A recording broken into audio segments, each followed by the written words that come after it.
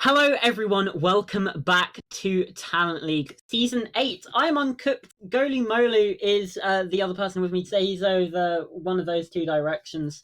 And we have two good matchups for today, but before we get into that, Golu, how are you doing? You know what? I'm doing spectacularly well.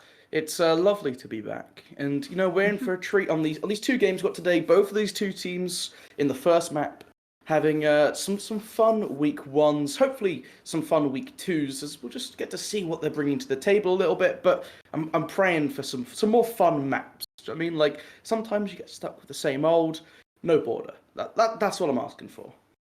Yeah. I mean, I would be pretty happy with no border as well. So let's just look through the matches because it doesn't. One of them, at least, might be quite one-sided. I'm want to hear kind of your take on it. We saw, obviously, last week we had some results. Lumina Gaming took down FireBird Esports 7-3. Obviously, these are the ones that are relevant to the games we have today. Cool Guys Esports lost to BLUEJAYS Ventus 7-0. BLUEJAYS Talents beat Chillwagon on Clubhouse 8-7, and Vivid United took down Kaido 7-4. But let's just focus on our first game now. BLUEJAYS Ventus versus FireBird Esports. Now, obviously, we have one team that 7-0'd another team and a team that lost 7-3. So, I mean, is there something in that just right off the bat where you go, hold on a minute, this one might not be close? I mean, it's definitely one of the questions you're looking at, right? Because Yeah. a 7-0 is never the way you want to go down. I think the only time a 7-0 has ever happened and you felt any sort of way good about it was when, like, was it G2 lost to Vitality, like 7-0, came back the next day and then beat someone else 7-0? Like, it doesn't go well, is what I'm trying to say. You don't want to lose that badly. Obviously, Ventus having taken that win, Villa is something that you do not want to be going to today as FireBird unless you somehow just feel really, really confident because you played that border, you lost it out, move on to something else. And I think that's one thing that I will hope to see is a different map, something that's maybe a little bit slower. Because if you're losing 7-3 on a map like Border, to me, it just suggests that you're losing a lot of these early gunfights. You're not just quite keeping up the pace with your opponent, and as they're slowly pushing you in and in, you just keep falling into their line of sight. You want to go to a map that doesn't allow that sort of playstyle to happen, and you're looking at Ventus, a team that's gone 7-0. Well, that just clearly means they're winning their gunfights. They are winning gunfights every round. They're taking 5 kills every single round. Yeah, just pick something a little bit slower, a little bit different. I think obviously that was on Villa, the 7-0, but Yeah. I think most rounds weren't even close apart from one clutch that BLUEJAYS Ventus had. The rest of the rounds were pretty dominant in their favour. So, and Cool Guys Esports actually did beat another team, and I can't quite remember who it is. I think it was Vivid United. Yes, there we go. Yeah, so Cool Guys actually did beat Vivid United 8-6.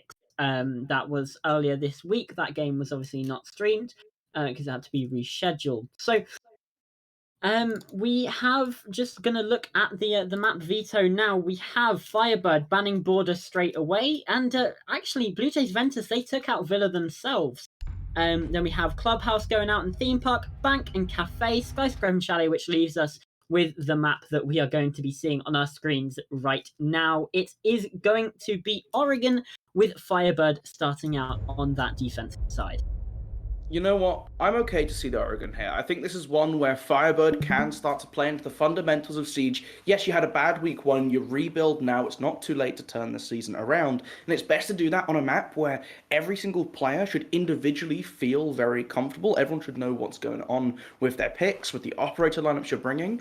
And there are opportunities to throw a bit of a curveball into the mix, but that is less likely to happen on Oregon. Nook being the first ban taken away by FireBird, as they're starting on the defensive side, and we're seeing this Nook ban rising a lot in priority at the moment. And I mean, it's since the change to the Impact EMPs, right? Because you no longer need to ban that Thatcher, because if you do, there are still alternatives. So looking for something else to remove, Nook can be a massive problem. Yeah, for and the many other teams. thing as well is the suppressor ban, the suppressor buff even as well. There's no longer that damage drop off, which means you have a Nook already one of the more sneaky operators, and now has a silenced weapon that still does the same amount of damage.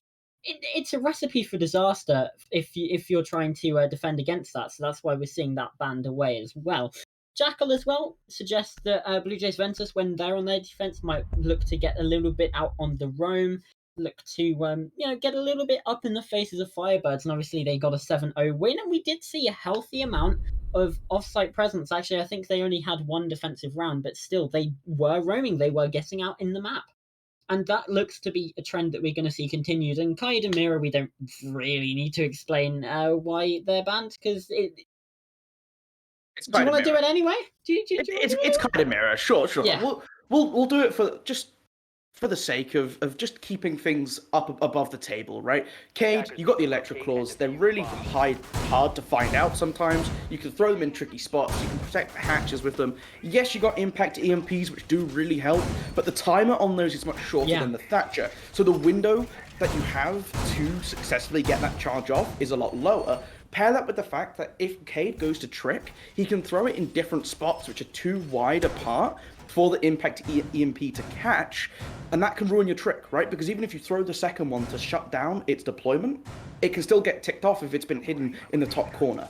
The mirror, obviously, the one-way information, asymmetric information, is so strong in Rainbow Six Siege. Yes, you've still got the option of that Valkyrie, but there are more ways to deal with a Valkyrie, and now that you don't need to bring such sturdy lineups with things like the Finker, which is still being brought here by Chep, it's no longer a requirement, which opens up IQ into the meta, which she hasn't really been able to find a spot in attacking lineups for nearly 2 years at this point. It's been crazy long since we last saw IQ being a functional pick. Is he on his cams? Oh no!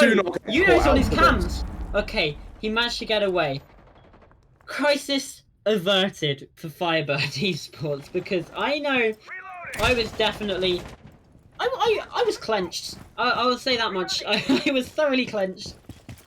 But thankfully, does manage to get out of there in time. And looking at that left-hand side of the screen here now, Ben, Dodo is down to around about 30 HP. So I'm not too sure what kind of engagement he was involved in here, but we might just see another one here over on the backside here on the north. I can't speak today. You know what? You just take over. I need to put my teeth back in. Failing to shoot that drone is a little bit awkward because it means that information tool is still up for the rest of the round.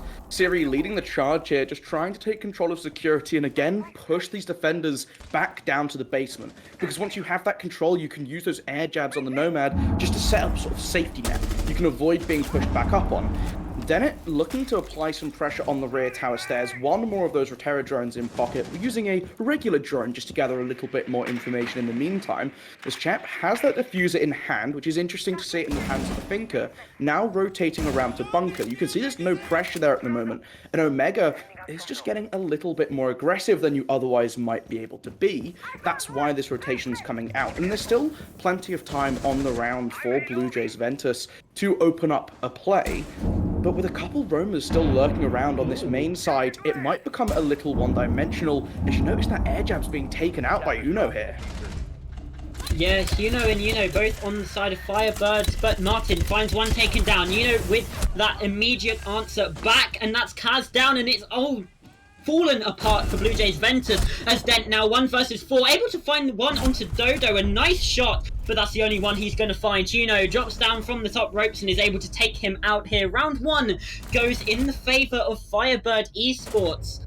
And yeah, I think for Ventus, it just took a little bit too long to get things going, and Uno being unnoticed on that flank on that top floor just really, really damaged them.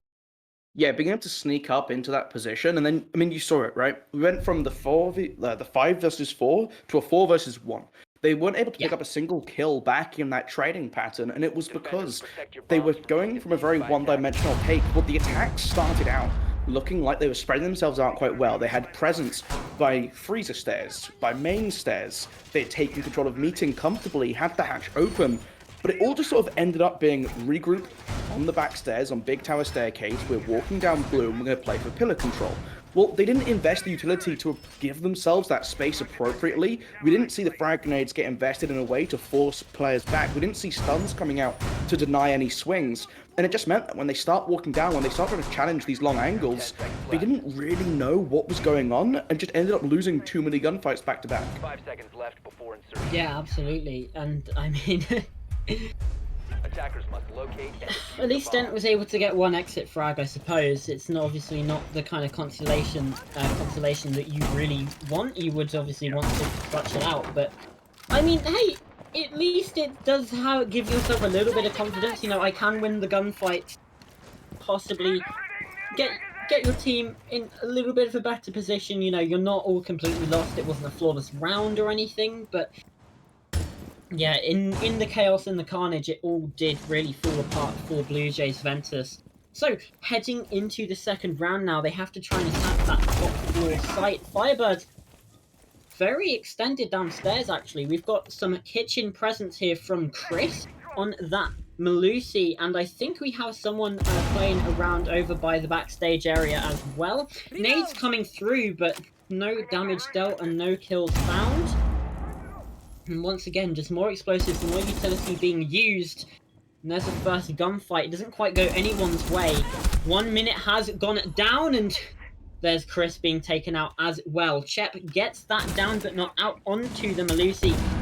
And now it is down to Martin here inside of security to try and lock down this top floor. And he's gone and wallbanged. He has at least found one.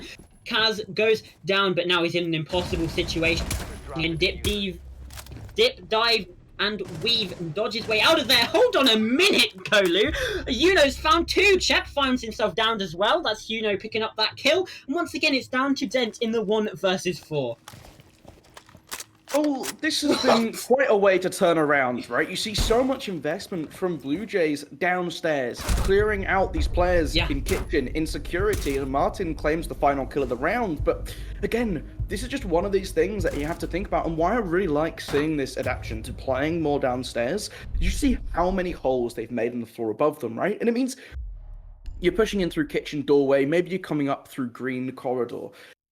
The players downstairs aren't your only threat. You can support the roamers below you from a site above so well. And if there's no pressure being put on you, you don't have to worry about your surroundings upstairs. You're not worrying about players on big window, players pushing attic.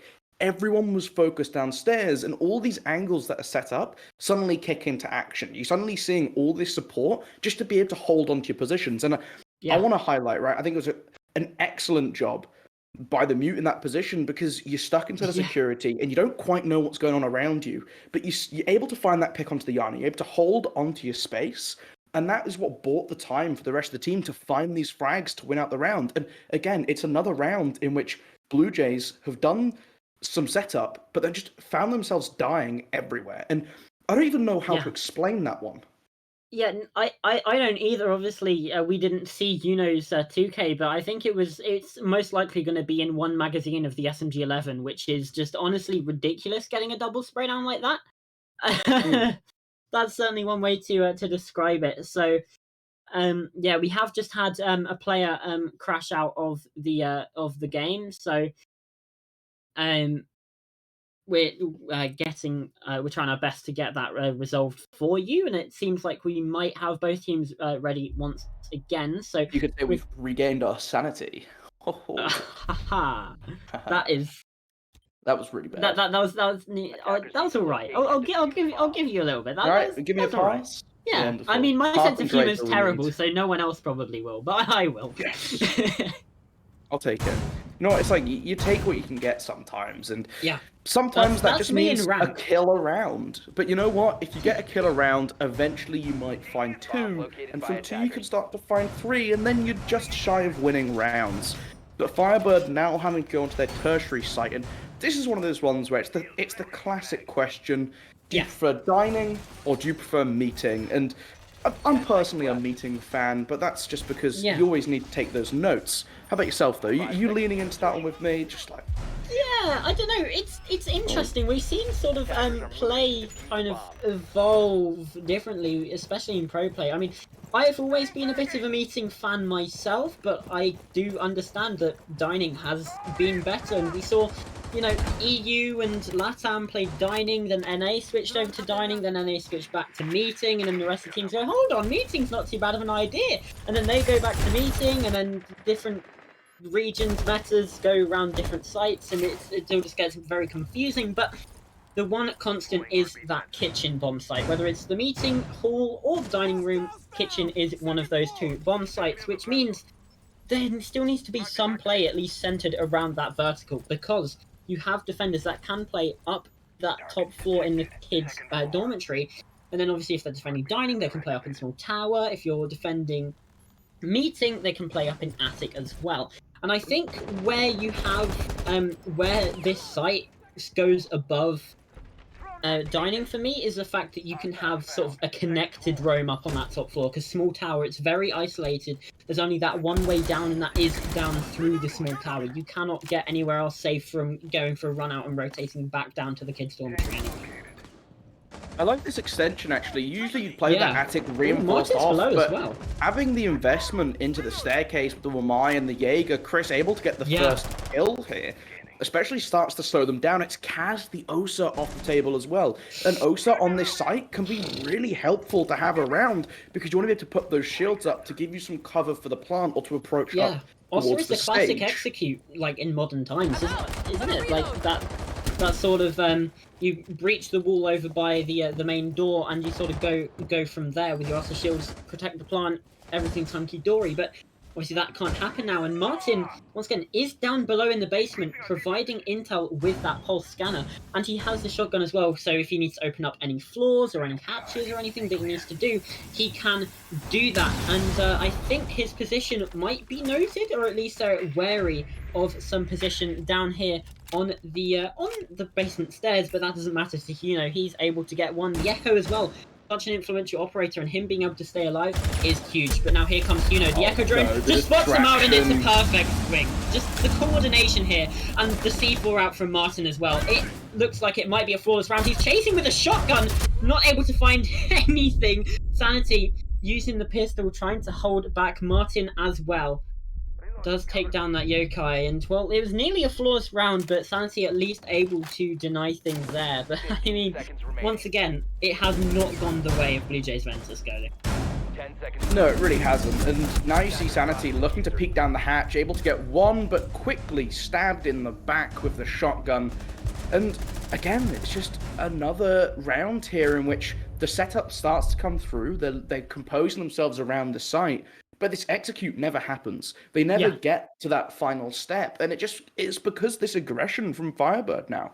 You're just starting to see them. They're feeling confident. They're feeling comfortable taking these engagements where they're using utility to play around it as well. We saw in that round, you have Yuno pushing up, the Kuno on the Echo is giving him that support with the yokai, pops it around the corner. You see the attacker, the sledge, just start shooting at it because you see a yokai drive around the corner. That's your first thought. Get that free information, remove that piece off the table, but it's immediately met by the swing. And I mean, hot droning is something you always talk about for the side of attackers. To see it come through perfectly for the defense is also beautiful. Yeah, absolutely. And we've seen Echo sort of step up more into that sort of droning role. We saw, I mean, even when the changes started to be introduced, it was popularized sort of in APAC North. I think I remember a Cloud9 as they were versus Fav Gaming game on a Consulate, where that was used to particular efficiency by the defensive sides. And now we've seen DPEC, especially in the European League, use it, and teams are starting to get on this trend of using the Echo to hot drone, because obviously now they're no longer invisible when they're on the ceiling. It's a lot easier to see them, to shoot them out, so they are being used a lot more actively for that active information to be used on the back of swings. And it's just another one of those innovations that we're seeing in Siege right now that's really propelling the game to that next level. Yeah, I think ever since he's been given that second yokai, playing with one actively and keeping one hidden back has been a personal favorite of mine to do, just because you still have that safety net, right? And especially if you have been around since Echo only had one drone, having two to cover a site just feels like a luxury, where you always had this thing of like, oh, do I throw my yokai? Like, where do I have my yokai, right? And obviously the first thought is just chuck one in both places, but keeping them a little bit more active is also a little bit of fun. Also, this is your public service announcement for please learn how to drone hop. because it is so fun to do, but it's actually very helpful as well. And for those of you who aren't aware, you just drive out a drone hole. If you're driving out a drone hole, spam spacebar. And when you get out of it, you'll fly in the air outside and get a ton of vision. But Dent, looking for that early shot, can't quite find it. Dudu does take a little bit of damage, but that's going to be okay, right? He's ultimately still alive. He'll be able to fall back, and it's on the basement once again, where playing this time worked so well for FireBird. Yeah, absolutely, and Reloading. Cover me. Chris is now so low as well. I think that was possibly a wallbang. So these positions that FireBird were playing in, they have been noted by BLUEJAYS. They're active. Oh no. Well, that's unfortunate. But He's skirted off with it. He's skirted off. He's managed to get away with it as well. But yeah, they've BLUEJAYS have taken note. And, you know, these positions are the same from FireBird, but the operator lineup is different. We didn't see that Mozzie the first time around. So, FireBird, they are also adapting to what BLUEJAYS might be trying to put against them to try and get that 4th round on the board, because once you get 4 rounds on the board, it's so easy. Especially on defense, you know, you tend to say it's an attack-sided meta, attacking-sided sort of game at the moment. Getting 4 rounds on your defense, while once was an expectation, is now a luxury. And FireBird are in that 5-star hotel right now. Martin does get downed, but not before 3 players from BLUEJAYS Ventus get taken out. And the Kiba barrier from Chris as well allows him to cross, allows him to pick up his teammates. So still 5 alive for the side of FireBird. Perfect utility usage there from the Azami, and it just goes to show how well these are playing as a team. And Huno, once again, not picked up, not noted on those top floor stairs, and finds one Sansi taken down a little bit as well. 1 versus 5 this round's basically over. Yeah, I mean, again, it's just great play from FireBird, and Ventus, just start putting a little bit more information in front of yourselves. We see Siri just walking into kitchen, just straight into Chris. It's like, you're playing Yana, you have frag grenades, you have the Gemini to walk in first ahead of yourself, you have teammates with drones on the table. And there's so many things that Ventus could be doing just to give themselves that safer entry that they're not capitalizing on. You've got a Lion. Make sure you're pairing up your utility. One thing FireBird are doing so well in is you're seeing the formation that they're picking up, the spread that they're taking. It's all about giving each other cover and support. And look, Sanity, able to get the kill onto Yuno, but ultimately with 9 seconds on the clock, it's not going to be enough to see this round out. He's probing in, looking for another kill perhaps, just to add to the tally. But the Jaeger ultimately finds him as he walks down the staircase instead. And FireBird, you mentioned it before, taking this lead, going 4 up would be very helpful on the defensive side. They've done it. They now get to go back to Kids' dorms. They get to try it again. They get to continue this lead. And normally when I'm looking at a half, I don't like to say, oh, this half is going to be a 6-0. Because generally you're thinking you should win the tertiary site. You should be able to put some pressure on some of these main sites and pick up rounds. But every single time, FireBird have just looked like the better team. Yeah, but I would say that. And I don't want to have to say that, but they genuinely have just looked leagues above BLUEJAYS Ventus, and that's surprising because we saw BLUEJAYS Ventus 7-0 a team. You know, in the way this matchup is going, looking at the score results from last week, you would expect this to be the other way around. But FireBird, they've put in the work after their loss. It was a pretty heavy loss as well, 7-3. 10 seconds to go. And it's showing, you know, you have, you know, 6-1, Martin's 5-1. Like, only one player has 2 deaths on the side of FireBird, and that's Yuno, and he's a smoke. So it's like, he's not really expected to get kills, but he's still got a 2.0 KDR. So, I mean, FireBird are just doing well in every single department.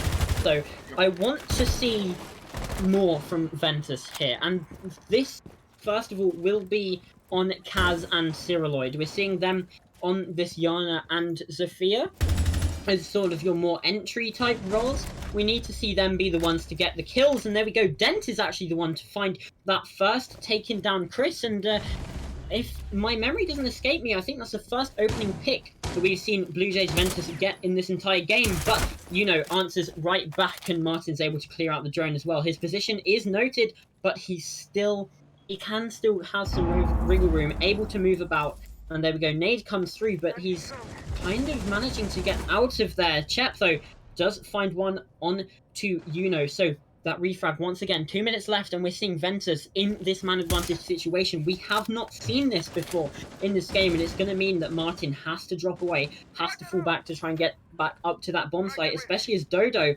is also separated. So it is actually a 1v4 on the site if BLUEJAYS Ventus decide to go for that, but Dodo rotating back up here.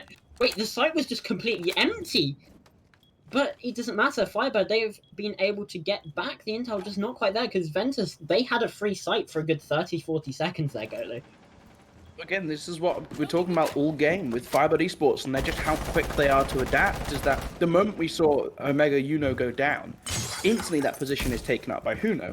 And it never leaves these openings, right? Where, yes, the site is empty, but the way in which BLUEJAYS have set themselves up, the only real entry point, okay, Nade not quite connecting, but the only real entry point was White Stairs, which was being covered.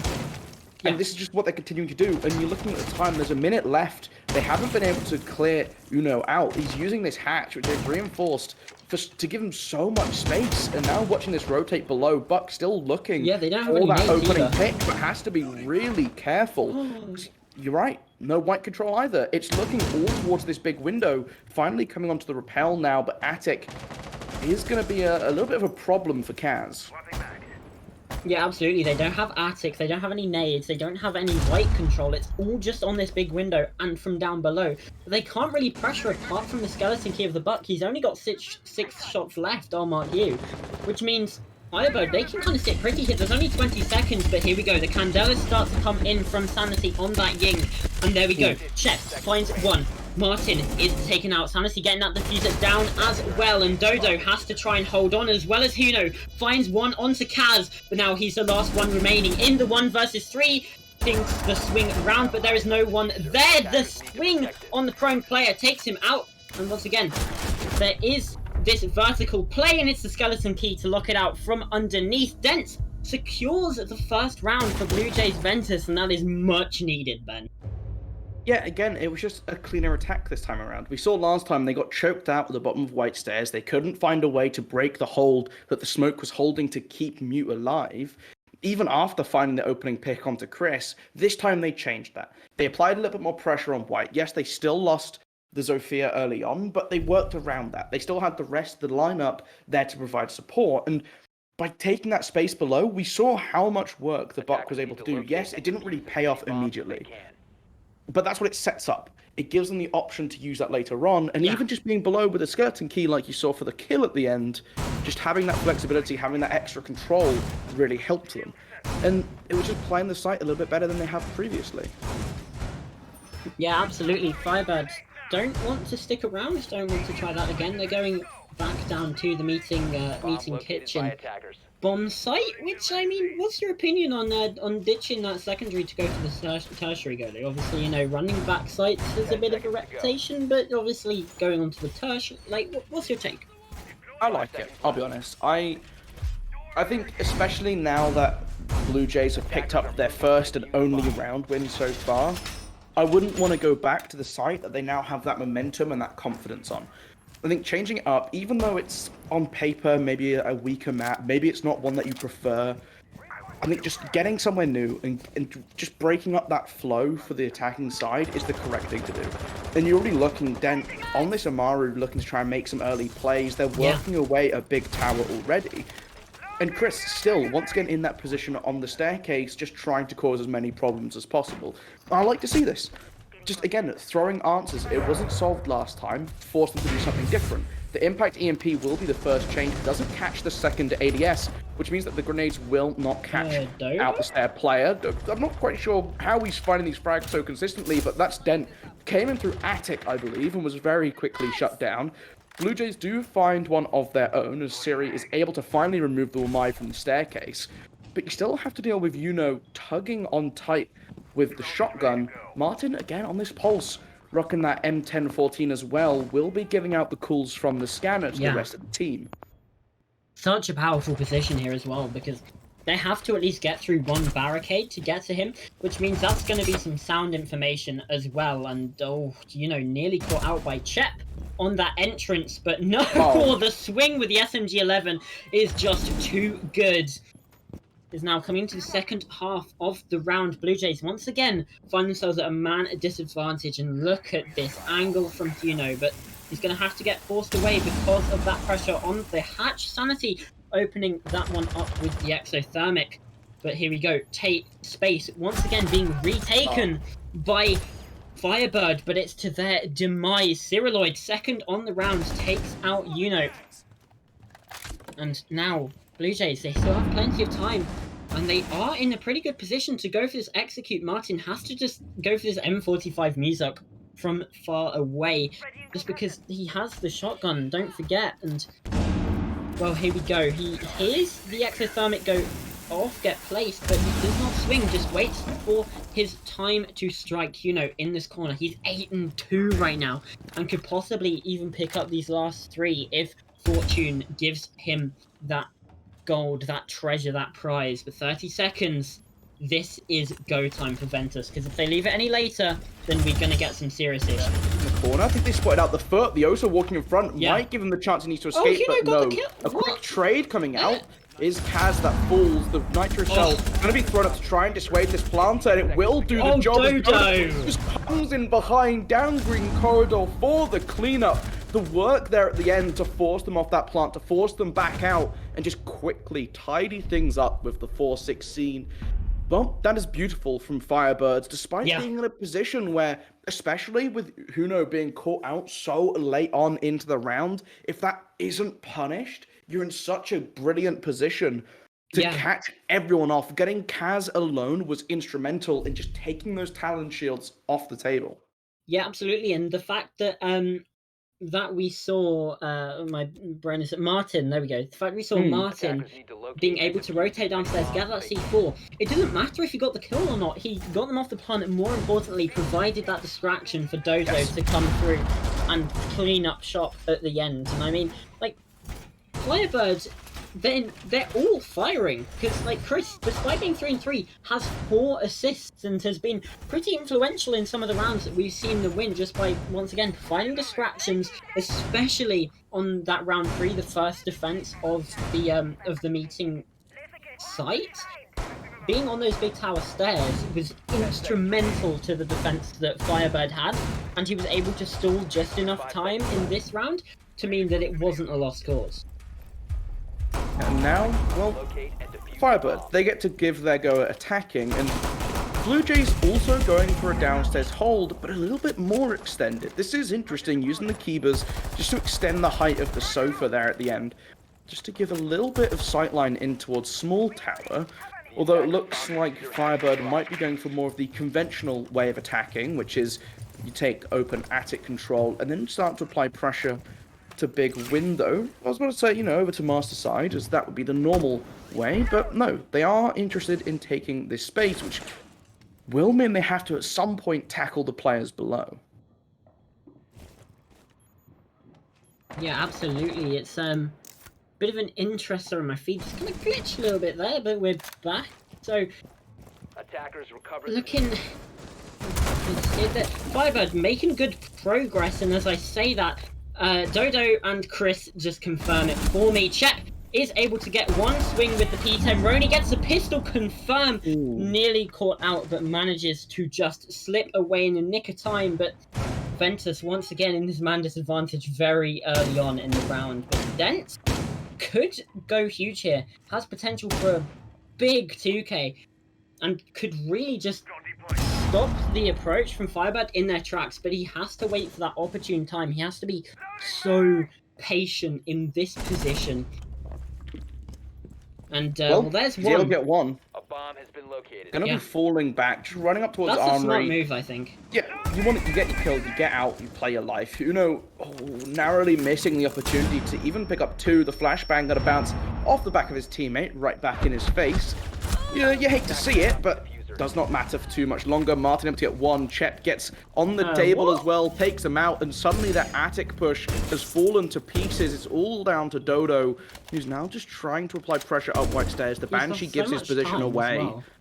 Yeah, still got the minute to play with. The proximity alarm, the bullets, the cameras, everything still up on this middle floor makes it so much harder for him to find an angle of approach. But is he going to be going for an attack? Is he going all the way around? Possibly. I mean, that sound should probably be heard. He wants to try and claim that diffuser. I think that is the main goal for him right now. Just firing some shots. So yeah, once again, they're gonna know of his position. In 30 seconds, Blue Jays don't really need to swing this, and they have the position up on the top, and it's gonna be Sanity. Yep, over the bed to find the kill, find a second round for Blue Jays Ventus, and more importantly, at least get a bit of momentum going in their favor. Yeah, and again, just it's so interesting to me how this is playing out, right? Because you have such a downstairs focused hold that gets cleared out, but then the information just doesn't come through to double check. Right? They're not gonna commit to making sure absolutely that nothing can go wrong. And that's why Dent, just hiding on the boxes at the back of kitchen, is able to find that kill and run back away. And that's where things started to fall apart. Because you lose that two-dimensional attack. Yes, you still have the Sledge who's applying pressure, Dodo up white stairs. But that's not coming in at the same time as that attic push. It's not causing any problems for the side of Blue Jays. They're not split. And the rounds that we saw successful on the attacking side so far, only one attacking win. That was the round in which Blue Jays did have that two sides to their attack, where they were able to put the defenders in the middle, cause problems for them, and get these numbers advantages, which were just too difficult to overcome. You had the buck below, the pressure up white, and the big window push. That's three different spots you're diverting your attention to. More is key. Just have more problems thrown at the defense, and you'll find more openings. Absolutely. We have been seeing the attacks here haven't really been great, and we said, usually attack does tend to be favoured, so 4 rounds on the attack, 4 or 5 rounds on defense. That's pretty good, but I mean, overall in this game, it might just be how things are going, how things are trending, Obviously, we've only seen 1 round from FireBird. They have a lot of opportunity to fix their mistakes, and bear in mind, they only need 2 rounds here to get the win in regulation, and only 1 round to at least get to overtime, at least get 1 point, which will be 1 more at least than they got last week. At the very least, while Dent's still trying to hold this angle, the head jiggle coming through, but not quite able to land the target. It dashed away in just the nick of time. Kaz, though, still playing this position on the lower half of the staircase. And again, that gives that crossfire for Dent, who is just continuing to hit shots. Yuno goes down. That's the Habana off the table. 1 set of X-Kairos was already in action, but the rest will be gone for good. Because now Chris, aware of these punch holes that have been made in the windows and in the doorways, just has to be a little bit more careful of their approach. The drone information coming through just to try and clear a little bit more space. But again, they're clearing and they're worried about the top floor on a basement hold. Finally able to push those Romans back. They have half the round still to play with, but they have lost their form of hard breach. Attackers recovered the diffuser. Absolutely, and these attacks from both these teams aren't great. If FireBird lose this round, in all honesty, this is where I take the timeout. I don't really risk it getting any further along if I'm them. Obviously, they might have a different philosophy, but once again, it's just going to double down with Chris being taken out on those back stairs. Looks like they will be able to pick that up, and we've just been seeing one-dimensional pushes, and even when it has been two-dimensional, it has not been coordinated, has not been at the same time. And as we see now, Martin trying to push his way through Freezer, but there's no pressure elsewhere.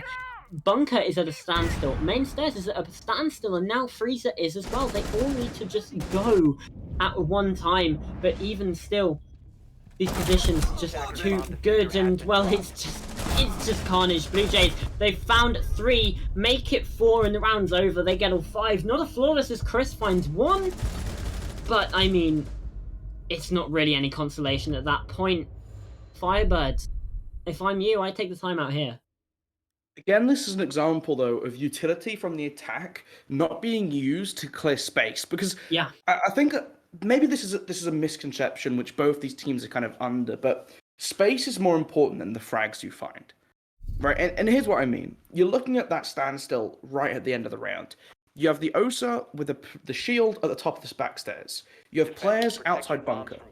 Right? You have the roly-poly explodey boys in the pocket of Flores. You can drop those down. You can use those onto the pillar so that Dent, playing tight on the corner, can't stay in that position. He's forced to make a move out. And when he's forced to move out of that position, you have Sledge on the hatch above, you have Osa on the staircase, and you have a player playing outside of bunker. That's the split you need. You now have forced that player to make a move, which you can then punish from 3 different angles. And this is what's happened with standstills, right? Is we're seeing these teams be in positions and then not use utility to flood out the defenders to give them the space needed to capitalize on it. We're just seeing them waiting for someone to make a move. And sometimes that will work, but on both sides of the defense, we've seen the patience game just be incorporated. They go, oh, I can just sit in this corner for a minute and a half with nothing bad happen to me. Okay, I'll take my hand off the keyboard. And there's nothing wrong with doing that on the side of the defense because the clock is your ally. Yeah. Absolutely. I 100% agree. So, you know, looking to see a bit more pace, a bit more coordination from the attacking side here of FireBird, and that's certainly not going to help. Chris just taking out a pixel of the torso, showing through the Talon 8. And it allows Cyrilloid to get a decent amount of damage off. Now, we are seeing this meeting site defended once again. They have not opted to go for dining, have BLUEJAYS. So, and that's a sneaky C4. I think Sanity wanted to try and get it out through the window, which he does successfully, does get shot out. However, Kaz finds a third of the game. Didn't find any in the first 7 rounds even, but here we go. Huno with a massive 2-piece takes down Dent and Chep and just completely takes them apart. Kaz does get one onto Martin, who does get finished by Sansi, but now he has to dip away as well. This tertiary site is not going well. Huno massive on the sledge, and Dodo locks it out. FireBird get up onto that match point, and what a round from the sledge of Absolutely, just holding down so well in Master Bedroom, gets swung by the Thorn, shuts it down, the wall gets blown up next to him, and it does not cause him any concern. He swings around, he takes the head off of the Azami, and again, this is what we're looking at time and time again. Massive job there by Huno to be able to find those 2 picks, but it's that lack of coordination, that lack of timing from the side of BLUEJAYS there. Throw the impact as the Thorn swings. Do it at the same time, because he can then either commit to the gunfight with the Thorn, or he turns and then gets shot in the side. It's just, we just need to see a little bit tighter play from some of these players in the one-on-one, and I think it's a communication thing more than anything else, because you can clearly see that the ideas are all there. They have the correct thought process. It's just the implementation of that where things, you know, conversations get muddled, things start to get mixed up a little bit, and that's ultimately where they're being taken advantage of, and that's why FireBirds are in the position they're in. Yeah, and I mean, the absolute the size of the gonads on Huno to just swing while being on 10 HP, and like, you surely don't expect a player that's that low to just be swinging things. Like, you'd expect a bit more slowness, a bit more methodology, but no, we've been saying pace is what you need, and I mean, Huno showed it. I will have to say, it is confusing me more than I'd care to admit with Huno and Huno being on the same team. Like, why? That's how it goes sometimes. Yeah. Attackers dropped the diffuser. It's like, I think over in Valorant in Tier 1, like, FaZe had Baby J and Baby Bay on the same team. And it's just like, what? Oh, Sanity is very low. How it shouldn't be allowed to have 2 players with the same name. Like, it should be like trade banned. Like, or at least like someone has to change, like legally you have to change their name from like you know to I know, and then the other guy has to pick like something completely different. Like, he can be like Honda Civic or something, and just like just to avoid any sort of modeling, because I mean just blah words, am I right? But you're still seeing I feel that I've been all over the place today. And it's just like, I appreciate that he's got Omega at the start, so like I can see the difference. And speaking of which, I might appreciate Shep will take that one gladly, because the first kill comes through onto the Zofia. That's a lot of pressure relieved from the bottom of White Stairs as well. Now that window no longer being watched like a hawk, and Siri can fall back to site if he wants to. Still playing at the top of White. Never mind, he's going all the way around. Where's he off to now? Into trophy, into master bedroom, perhaps. Well, you know, it's important to keep an eye on. You know. That's the logical progression from that. Challenging the white window, challenging showers to challenging attic. Of course, you know. Oh, they're next to each other. Oh, yeah, Banshee going off. Surprised not to see the swing get committed. Yeah, I was gonna say, Martin very lucky to get away with his life there. But oh, look at Dent's position. Oh no, that could be bad. I don't think there are any drones. No Nomad on the board to drop the air jabs as well. If they can get a loud enough sound distraction, that will be the opportunity for this charge behind. And well, yeah, like you say, we're just waiting. Nothing's being done. The breach is opened up. Well, it wasn't even breached. It was opened up by the defense to give them an option. Will be punished for it, though, as Dodo and Martin both get on the board. Siri able to come up behind. Dent on the flank, now trying to look for the target who dropped down behind. But all of a sudden, this site, Kaz and Siri clearing everything up. But Dent does lose the 1 versus 1 to Martin at the top of the staircase, though. And now 22 seconds. We've seen Martin with Sledge in this situation before where he's needed to find something. Can he make it work this time around? Able to see the feet underneath the bed. Using that increased height to get the injure onto Siri. Knows the location of Kaz, but ultimately loses the gunfight swinging through the door. The foosball table, just a little bit too much cover to deal with. But that was close, and that was so cheeky to find the feet underneath the bed. That was very stressful. If anyone ever needed a reason why you never leave your feet hanging off the end of the duvet, that was why. It's not the monsters underneath that will grab it. It's just the bullets that will come into it. You won't be able to walk. You'll get knocked down. You won't be able to get up in the morning. You'll miss your appointment, and it's not great. But yeah, I mean, ultimately Kaz able to hold on tight, and that's what counts, right? Is just winning out these clutch moments. But you said you wanted to see FireBird commit to the timeout. They still haven't done it. Maybe they just forget that it exists, or maybe they just, you know, maybe they don't need it. Maybe they're just too cool. I mean, to be fair, if they get the standard progression of, they win on the. My brain. They win on the tertiary site. They still win 7-5, and like that's the thing. They can afford to lose these primary, secondary sites because they still have that tertiary. But I mean, is that leaving it a little bit too close to get the 7-5? I mean, maybe. But if they're confident that they can win on that tertiary, then I mean that's what's important, I guess. Yeah. Hey, there's nothing wrong with the 7-5, right? Yeah, the round difference isn't great, but you're still claiming those maximum 3 points. Dodo going for a very early Reterra drone here, just to try and clear out the utility. No one protecting it. The smoke on the camera once again. Able to get off of it. Tachanka even, yeah. Able to get off of it. That's an entire new can of worms. Yeah, we're not gonna get into that one, alright? That's just like, it's like, you know when you're just like, oh, elbow. I can't count the number of times that, like, on broadcast I've had the discussion of, do you prefer the smoke or the Tachanka? I'll be honest, I just assume it's a smoke. I just think like people aren't gangster enough to whip out Tachanka. Sanity proving me wrong here. Oh mate, the Tachanka is a gangster operator. Sanity is officially gangster. Yeah, you heard it here first. Talent League approved. Gun leaning, LMG wielding, firing gangster. The Lord himself, Chanky. Yeah. Anyway. Moving swiftly on. And that's something FireBird aren't doing. It's half the round almost gone, and Dent still on that top floor now falls back. But I mean, he's wasted certainly a very large amount of time. And I mean, FireBird, they didn't really get a wriggle on at all.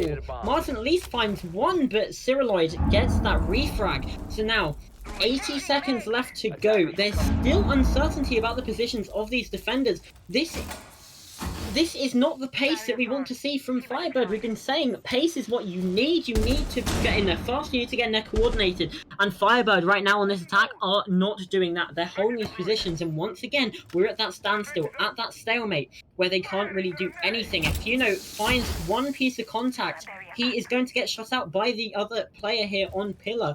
And Chris, and I don't know where Dodo is. He's possibly separated on the entire other side of the map. Chris does drop it, allows Dodo to find one, another, and hold on a minute! Dodo's got a third! Zeroid now in the 1 versus 3. This should not be going this way. 40 seconds for the Malusi to hold on here. And the plant starts to get stuck. Chris holding F on the ground, and he gets taken out by Huno. It's a 7-4 in a round that should not have gone that way at all, but kills come in, and that was what we wanted to see. The coordination, the push at the same time, getting those kills and attacking it with pace, not really going for those slow peaks, just once again, just click of the fingers and they go, and that is exactly what they did. That's what we wanted to see. Yeah. And FireBird, fair play. I mean, 14-6. Can you just... The guy's insane. The guy's insane. Yeah. Big performance. And you said it. We finally saw a round where a team just said, screw it. Let's go. We just drop. We push in. They walk down staircase. They drop hatch. They push in bunker at the same time. Yeah. And what happened? We saw all the defenders not really quite sure